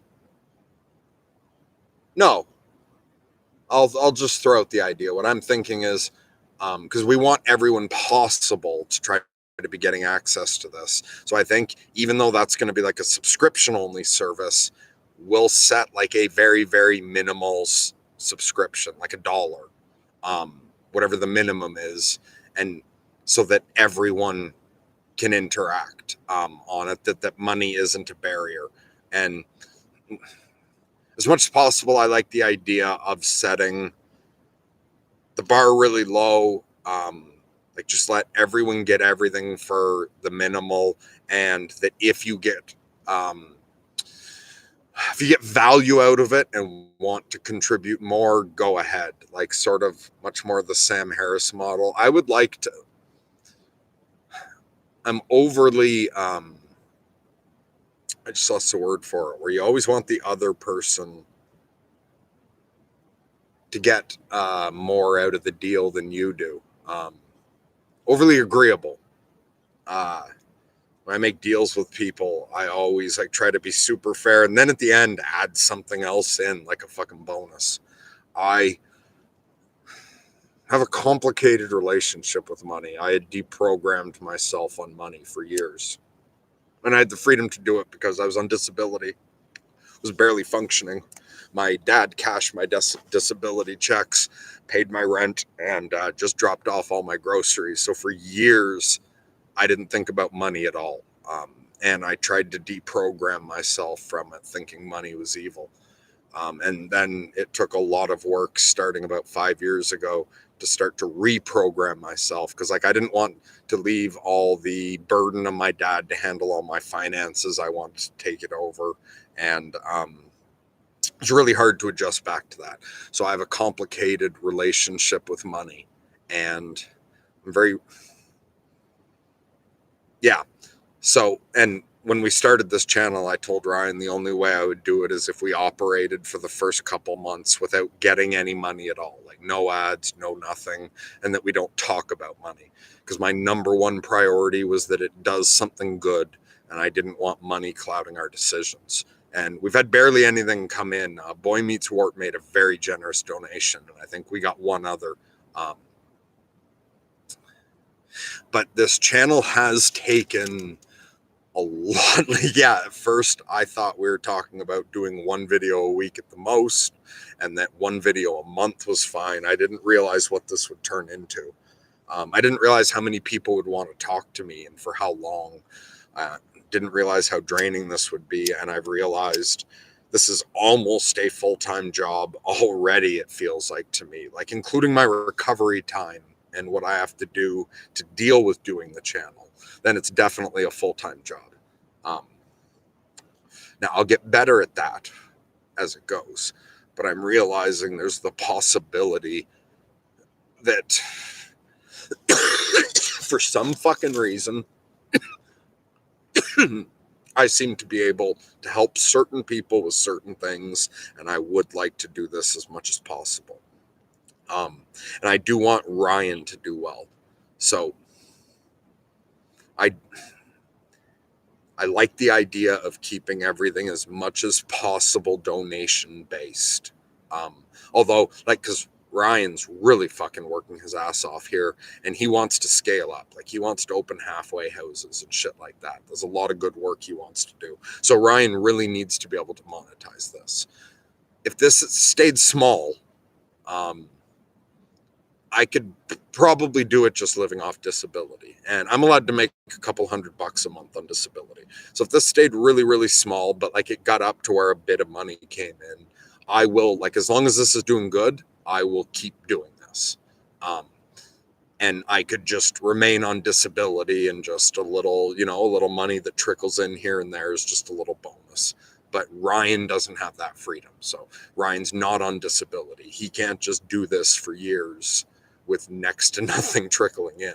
He's willing to put in the time now for free to build something. But for Ryan to live out his life purpose, we're going to have to find a way to monetize this more efficiently in the future. So perhaps as it grows, we could keep it simply donation based, and that would be enough to get him going. And as much as I'm fine to live off of disability, like, I can consider this government funded public service. And then just a little bit of money here and there would help out. As much as I'm fine with doing that, if we can monetize this significantly, and I could get off of disability for the first time in my, like, since being on disability, I'm starting to think about that. And I don't know, like, this channel may still tank, may still go nowhere. I'm not saying I have all these grandiose visions of where this is going, but I do consider all the directions. And if this ever did grow to the point where I could get off, like, I could make enough money off of this to get off of disability, I would do that. But I don't know exactly where this is going. And why the fuck? Oh, right, because for ThinkSpot, it's going to be subscription only. Sorry about how rambly I got there. I'll smoke more weed. That'll help. It'll make me even more rambly.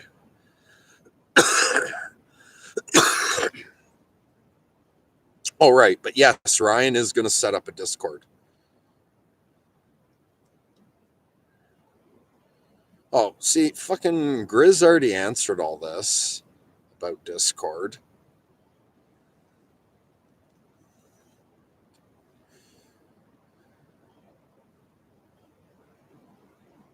Okay, so Grizz is saying here, can you contrast? Let what happens with the channel be for the highest good, and letting go of the outcome.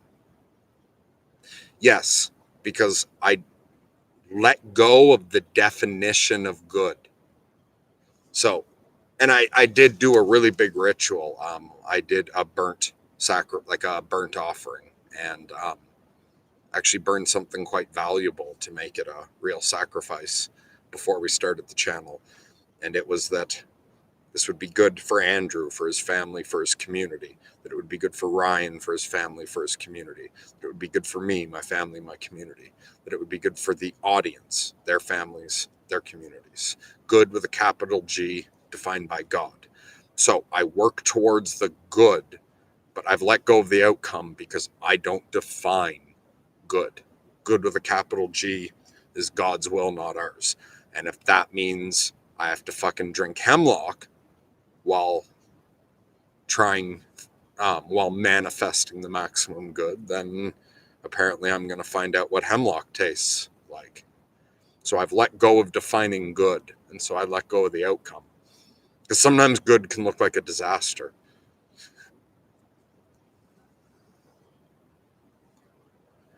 Dust to Dust says, that's a good attitude because failures are common and shouldn't be seen as final, but as new starting points. Yes. And we always look at success as success. Success is also a fucking trap. So, for instance, the Ramones, like in their own way, became very successful, but Joey wanted to experiment much more than he could. He got trapped in the success of the Ramones. Their sound was so successful that he couldn't do some of the music he wanted to do because it didn't fit in with the sound. On the other hand, when Lemmy loved being in Hawkwind, to him, his idea of success was to stay in that old hippie band Hawkwind. Loved it. Got kicked out. In his failure, he put together Motorhead. And like he was 30 when that happened. But his failure set him free to create a much, much, much better band that he wouldn't. If Hawkwind had been successful, he would have been trapped in it.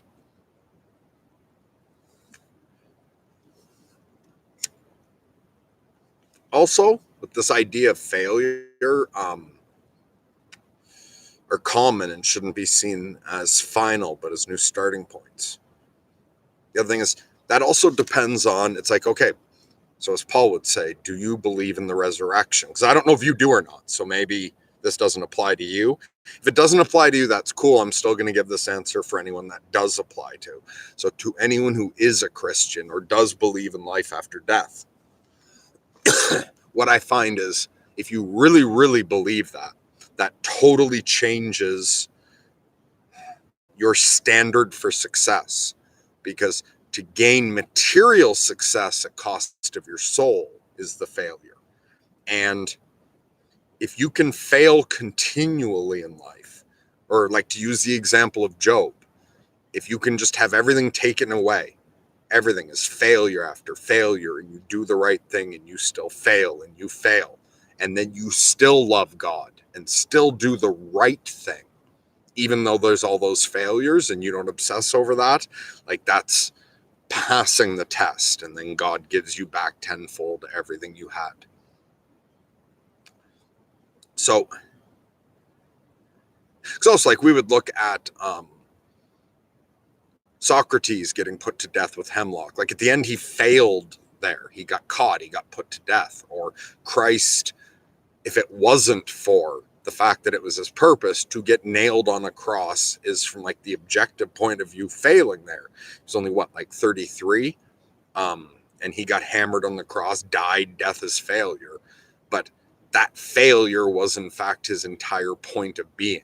The same thing with Socrates. If that was a noble death, then perhaps he did get what he hoped for, that by dying the proper noble death, he would gain access to go and be with the great minds that have existed throughout the ages, that you gain access to the great people by being a great person.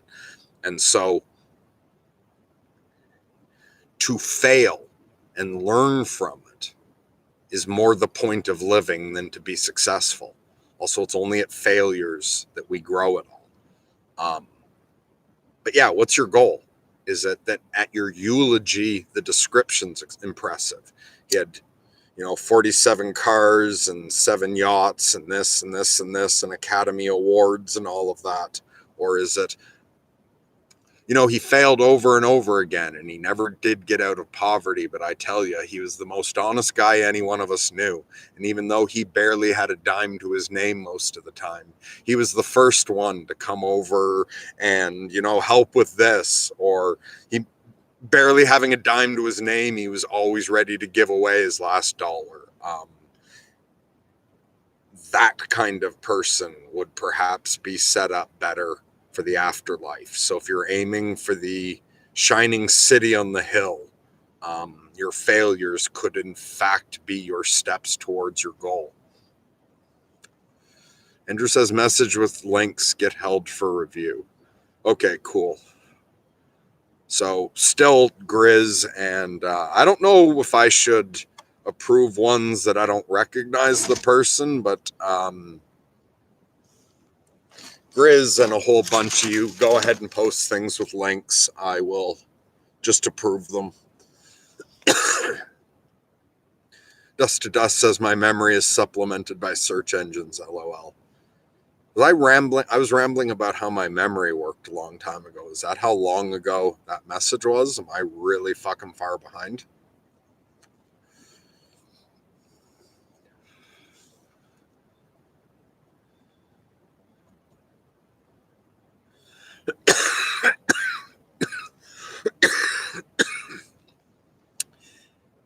Asa says, be gone, the innumerable hells and psychological schisms, the drudgery of routines, and the voodoo that strangulates the spirit. When the spirit is not in life, and life is not in the spirit, you suffer.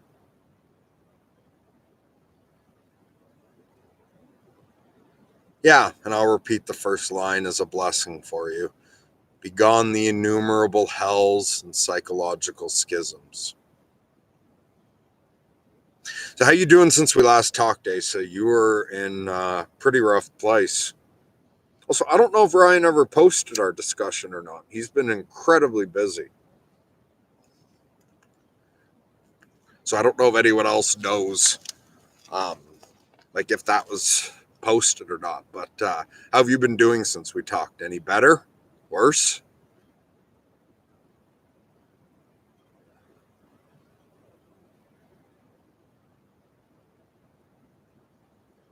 Okay, Grizz says, don't know if it will help, but you can toggle from top chat to live chat and might have less issues. So what the fuck is that? Okay, it says top chat right here.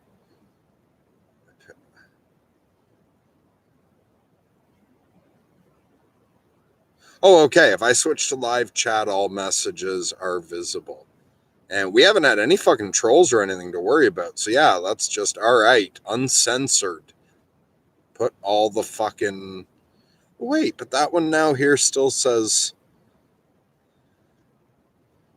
that I have to clear this one. Or is it because it was before I... So here, I'm just going to approve that.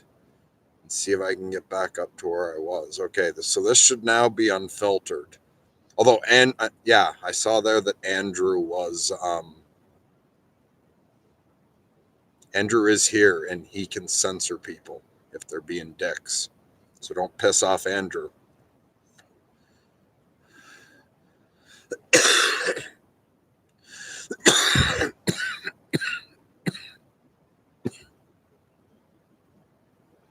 Skylar says, I wish you could like comments on here, LOL.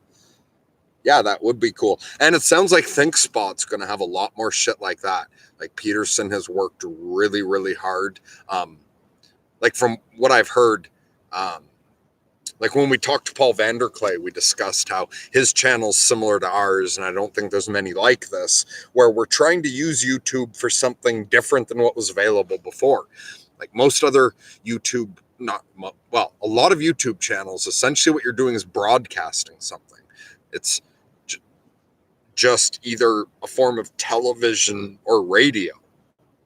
But where with the comment section here, combined with the way we like both Paul's channel and ours, that we have people on, and with this live chat and all this shit, it allows for a completely different interaction where this isn't just like a TV channel. This is something extremely different.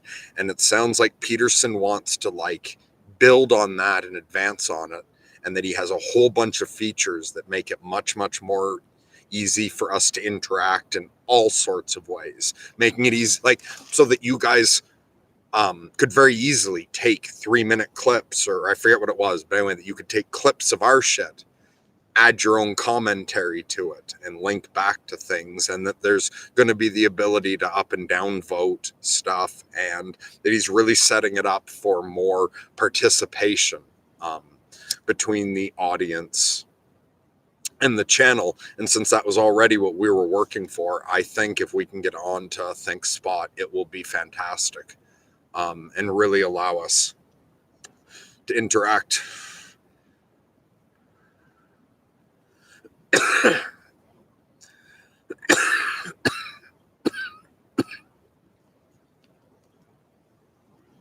Shane says, okay, I've got a bunch of energy. I'm going to stay up. All right, well, thanks for staying up.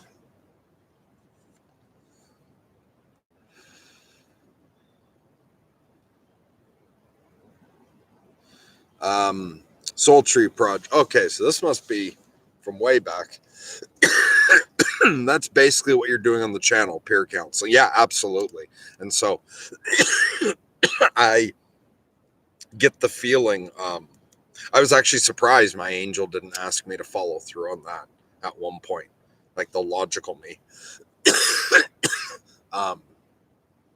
Later, when I was feeling better, because I remember I'd thought about it for a while. I thought, I could do this. And my angel was like, no, don't do that. We're going to have something else for you to do. And now I realize it's this, that if I'd gotten involved in that, I probably wouldn't have had the extra energy to reach out to Andrew. And I think, yeah.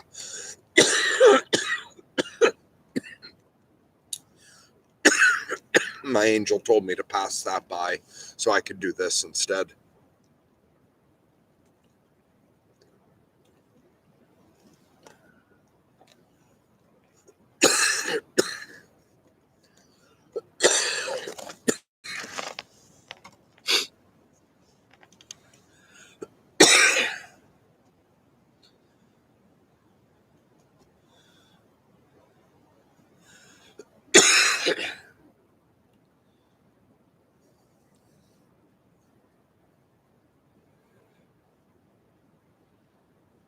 Grizz says people are going to see you in as many ways as their eyes, really. Yeah, absolutely. And that's why I've given up. Yeah, I don't try to control it at all. People can see me however they want.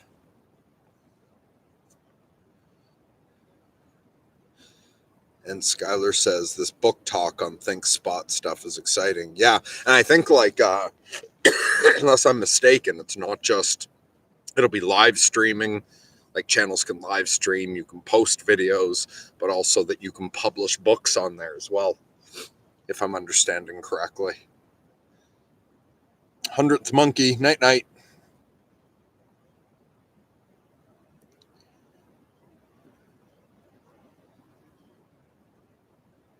So what I read earlier from Dust to Dust was The Panther by Rain Marla Reich. One of the poems I remembered by heart. Nice. Andrew says, you've helped me a hell of a lot. I'm really glad I was able to help you. It's funny, though, because my angel told me that by helping you, so when I first reached out to you, that by helping you, I would be greatly helping your audience. And I thought that was because I'd help you improve a little bit and you would pass it on. But the angel just kept making a really big deal about how big an impact it could have on the audience. And then it ended up where you gave me and Ryan the channel. And now I'm here having a big impact on the audience. It's so fucking weird how this worked out.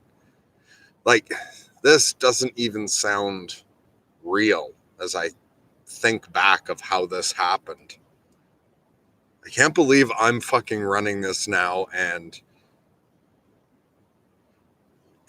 and you're just watching and commenting. Dust to Dust says, I have experience with bipolar, so I get a lot of help from just listening and hanging out. Okay, awesome. And I got a really touching email the other day. I won't say the name and any personal info, but it was from somebody who has been living with schizophrenia for a long time. And This individual said that they have friends they've known for decades that they've still never been able to tell that they have this major mental illness, and they're carrying around a lot of shame and guilt. And it reminded me back, because when Andrew first asked me to take over the channel, I really didn't know what the fuck I had to offer. And the one thing I thought was that for me, the big turning point, and I know I've told this story before, but we may have new people on here who've never heard it. Yeah, like when I first went mad, my first 2 cycles that were 3 years each, I could not handle it. When I came out of my first mania, which went into psychosis, locked up in a mental hospital, fucking hellish experience. My first wife broke up with me while I was in the mental hospital, come out of that, drop into a 2-year depression. And just, I could not deal with it. And the psychiatrists and psychologists I had told me that it might just be a single cycle, and then it might be post-traumatic stress disorder, because it came on when I was hit by a bus while crossing the street. And they said it's possible to go through cycles very similar to bipolar, but it's just a post-traumatic stress reaction, and after this cycle, you can get back to normal. And so I worked with them towards getting back to normal, and that didn't fucking work. The stress of that just pushed me into an even worse mania. Next psychosis was much, much, much fucking worse. And when I came out of that one, all the psychiatrists were like, okay, no, you're bipolar. This is going to be lifelong. And I couldn't deal with it. I was so embarrassed of both breakdowns, and like, to look back at the way I was now and to think that now I can just tell these stories. I can talk on here about all of it. And I'm really not fucking embarrassed in the slightest. Me fucking in 2009 would not have believed that I would one day be on YouTube talking about these psychotic breaks and suicidal depression. I couldn't handle it at all. I felt like a total failure of a human being. I felt so much guilt and shame. I just felt so fucking pathetic. And on top of all of that, brutally difficult to go through. Like the bipolar cycle, you tend to get like about 2/3 of the time in the depression and about 1/3 in the mania is like overall the average. And yeah, winter's long here. So it's like, and my first 2 cycles were extreme, 3 years. So 2 solid years of depression. And then this mania where you feel good for a while, but then it takes over, and then it becomes a total psychotic break, which is an intense adventure filled with terror and ecstasy, and where you fucking, yeah, it's like living out a fucking end of the world video game in a very realistic virtual reality, and that I can just come on here now. But anyway, I was so ashamed and all that shit back then. And for me, the first turning point, and like, I really didn't know if I was going to get through that first depression after, like, from between 2009 to 2011. My folks found me a little old farmhouse right over there. My wife and kids live in it now. Dad rented it for me because his farm's right over here. So rented me this little farmhouse. It's nice. It's surrounded by forests, so like the road goes by, but other than that, you can't see any other houses and shit. And my parents just like helped me get it moved in there. Although I never really unpacked in there. It was just boxes piled everywhere. But anyway, my parents dropped off groceries for me. I had no phone, no internet, no car. And where was it? Oh, right. And I really didn't know I was going to make it through that depression. I could have killed myself many times. My parents asked me to promise not to, and I really committed to that promise. It required really feeling like there was a metaphysical consequence of it, mixed with knowing what it would do to my family. But I barely made it through that, and the thought of living the rest of my life as a fucking madman seemed so just pathetic and wretched. And it was when my sister burned me a CD, the old punk band Choking Victim. Maybe it was Leftover Crack, their second incarnation. But anyway, they were on a radio show before around Christmas time, and so they put it out on a CD called Christmas with the Victim. And the bass player of the band, like I'd listened to Choking Victim and Leftover Crack for a while, thought they were great. And bass player Sasha, between songs, the disc jockey starts asking him about him being bipolar and being involved in like mad pride groups and like writing articles about what it's like to be bipolar. And since then, Sasha's moved on, and I think he's getting like training in psychology. Actually, Sasha Altman de Brul has a good TED Talk.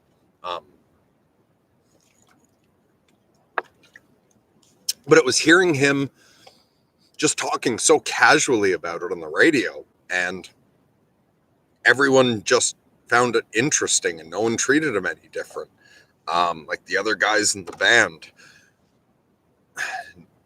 there was no joke at his expense whatsoever. If anything, the one joke was sort of favorable. At one point, there was some joke about like, don't piss off Sasha. He's got a whole army of crazies. But it's where like they were playing it up that it was even kind of cool. And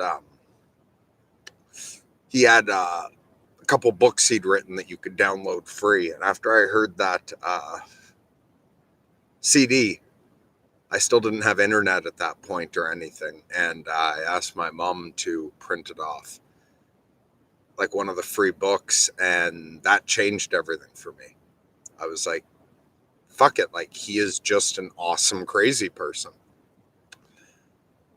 And it took a while, but I decided, all right, no more wishing I wasn't crazy. It's a fucking waste of time. Instead, I'm just going to try to be the best crazy person I can be. And once I accepted it, I started learning how to manage it. And I'm honestly at the point where, like whoever said, I don't want to give up my demons because I'm afraid I'd lose my angels too. As hard as being bipolar is, not only do I not regret it anymore, I'm glad it happened.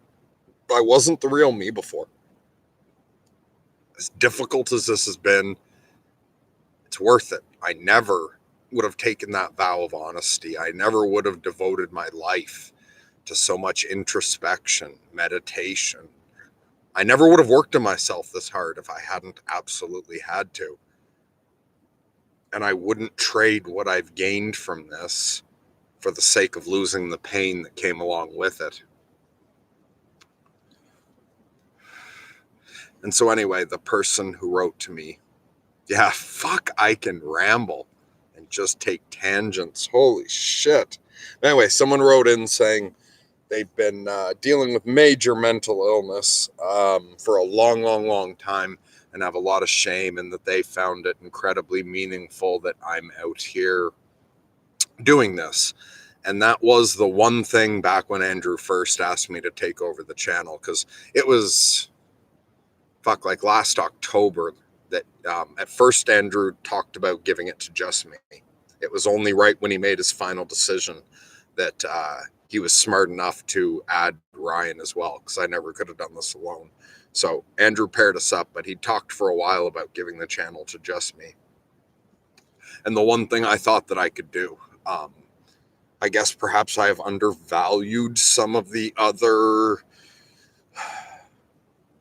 value that I provide. I'm still not sure what everyone gets out of this, but the one thing I did think ahead of time was that, hey, maybe just going online and being openly bipolar will serve for someone else the way Sasha served for me, and that if I could help even one person with that, that it would be worth doing. So it's been nice to hear back from some people that I have actually been having that effect. Okay, I decided to come out so that we could have the full moon, but that means I'm out here on battery, and I just got a low battery warning. I'm not sure how much longer I have. Oh, see, I've already been rambling for 2 hours. It says I have 13 minutes remaining, but I'm not entirely confident. So this could cut out at any moment. So Asa says, can I have a private conversation with just you sometime soon? Yeah, absolutely. Right into sorting myself out 0. Ryan will still forward me stuff about that. And yeah, Ryan will set that up. So I'm going to see if I can respond to anything else before this cuts out. Dust to dust. I still have PTSD, but I no longer have mania. Phew, that's a blessing. I still feel a bit of shame, but then I figure I can help others, hopefully. Must be some reason for all the crap I've been through, LOL. Yeah, and that's another thing that my delusion kept telling me, even like in the dark times. My angel would always tell me it was for a reason. God would say it was for a reason and wouldn't explain the reason, would just say it's for a reason. And I accepted that. And that's part of what's helped me through, is believing that God has some fucking purpose I can't understand, and maybe just enduring difficulty, your best, corrupted by it, is valuable in the eyes of God. Okay, wait. I think I want to, hopefully I have time to answer this. So Henrik says, how do you maintain a sense of personal meaning with bipolar? I have the condition as well.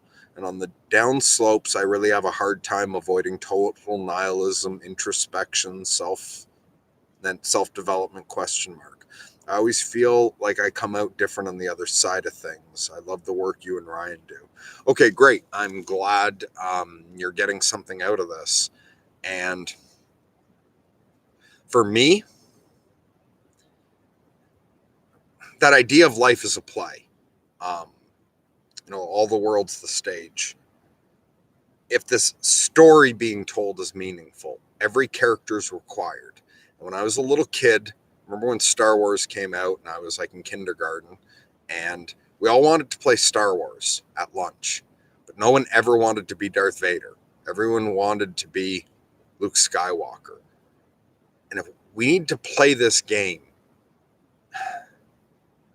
we need people to play the roles that involve suffering. The way the Batman needs the Joker. Apparently, the way this game plays out, some of us have to suffer depression. That's part of it. And if you're willing to play your part even when your part fucking sucks, and you're just going to do your best, I think that's meaningful in the eyes of God. I found, and yeah, I wish my battery wasn't low. Oh, and now I'm getting, this could really cut out any moment. Let's talk more sometime soon. In fact, if you want to write into sorting myself out 0 at gmail.com, I'd love to actually talk to you, because we could get much more in depth. But yeah, let's talk more another stream, or if you feel up for it, let's have a conversation. Okay, and I don't know if I should let this just turn right off, or if that's going to leave the stream up. The one time Ryan had a stream that stayed up for a long time and was just a blank screen.